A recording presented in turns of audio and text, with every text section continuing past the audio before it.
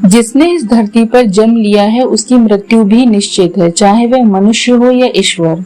हिंदू धर्म के अनुसार यमराज मृत्यु के देवता हैं, जिनका उल्लेख हर ग्रंथ में मिलता है। हिंदू ग्रंथों के अनुसार ही यमराज के पिता सूर्यदेव और माता संज्ञा हैं। संज्ञा विश्वकर्मा की पुत्री हैं। जब संज्ञा का विवाह सूर्यदेव से हुआ तो संज्ञा ने सूर्य के तप से भयभीत होकर अपनी आंखें बंद कर ली थी।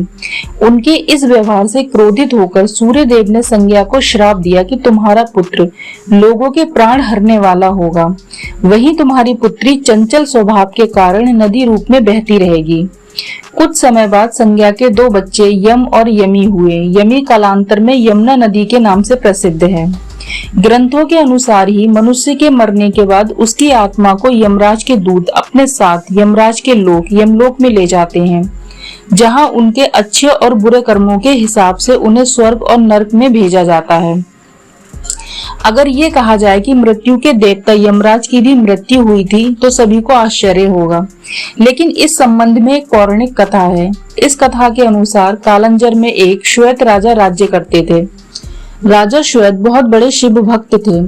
वृद्ध होने पर उन्होंने अपना राजपाट अपने बेटे को सौंपकर सन्यासी जीवन स्वीकार किया और स्वयं गोदावरी नदी के तट पर एक गुफा में शिवलिंग स्थापित करके वहां शिव की आराधना करने लग गए। श्वेत इतने शिव आराधना में लीन हो गए कि उन्हें आभास ही न रहा कि उनकी आयु पूरी हो चुकी है। मृत्यु निकट आई तो यमराज के यमदूत उनके प्राण लेने आए, पर जैसे ही उन्होंने गुफा में प्रवेश करने का प्रयत्न किया, वैसे ही उनके अंग शिथिल हो गए। जब यमदूतों ने बलपूर्वक श्वेत मुनि को ले जाने का प्रयत्न किया, तब श्वेत मुनि की रक्षा के लिए शिवगढ़ वहां प्रकट हो गए और उन्होंने यमदूत पर प्रहार कर उसे मार दिया। यमदूत तुरंत यमराज के पास पहुंचे और उन्हें सारी बात बता दी। अपने यमदूत की मृत्यु की बात सुनकर यमराज को बहुत क्रोध आया और वे तुरंत यमदंड लेकर श्वेत मुनि के प्राण लेने आए। जब वे श्वेत मुनि को ले जाने लगे, तब शिव पुत्र कार्तिकेय ने शक्ति अस्त्र यमराज पर छोड़ दिया, जिससे यमराज की मृत्यु हो गई। जब सूर्य के पास अपने पुत्र की मृत्यु का समाचार पहुंचा तो वे व्याकुल हो उठे और तुरंत विष्णु के पास पहुंचे और इस समस्या का समाधान बताने को कहा। तब भगवान विष्णु ने भगवान शिव की तपस्या कर उन्हें प्रसन्न करने का सुझाव दिया।